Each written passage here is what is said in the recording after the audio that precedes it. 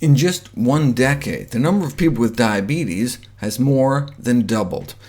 According to the Centers for Disease Control and Prevention, by 2050, 1 out of every 3 of us may have diabetes. What's the big deal? Well, the consequences of diabetes are legion. The number 1 cause of adult-onset blindness, the number 1 cause of kidney failure, the number 1 cause of surgical amputations.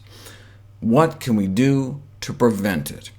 Well, the onset of type 2 diabetes is gradual, with most individuals progressing through a state of prediabetes, a condition now striking approximately 1 in 3 Americans.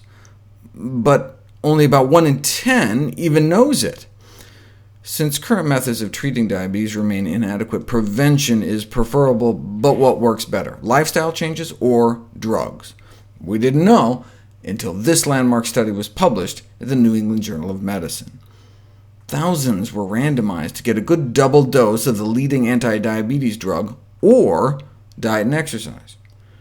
The drug, metformin, is probably the safest diabetes drug there is.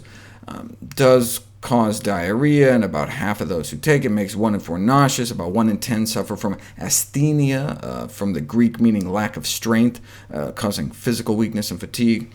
But the risk of being killed by the drug is only about 1 in 66,000 every year. And the drug worked. Compared to placebo, in terms of the percentage of people developing diabetes within the 4-year study period, fewer people in the drug group developed diabetes. But diet and exercise alone worked better.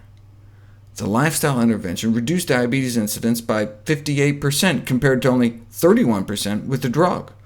The lifestyle intervention was significantly more effective than the drug and had fewer side effects. More than 3/4 of those on the drug reported gastrointestinal symptoms, though there was more muscle soreness reported in the lifestyle group on account they were actually exercising.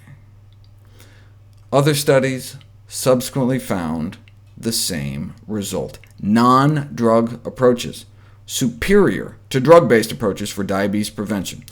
And the 50% or so drop in risk was not for people that actually improved their diet and lifestyle, but just those instructed to improve their diet and lifestyle, whether or not they actually did it. Check this out. This is one of the most famous diabetes prevention studies. 500 people with prediabetes randomized into a lifestyle intervention or control group. And during the trial, the risk of diabetes was reduced by that same 50 to 60%.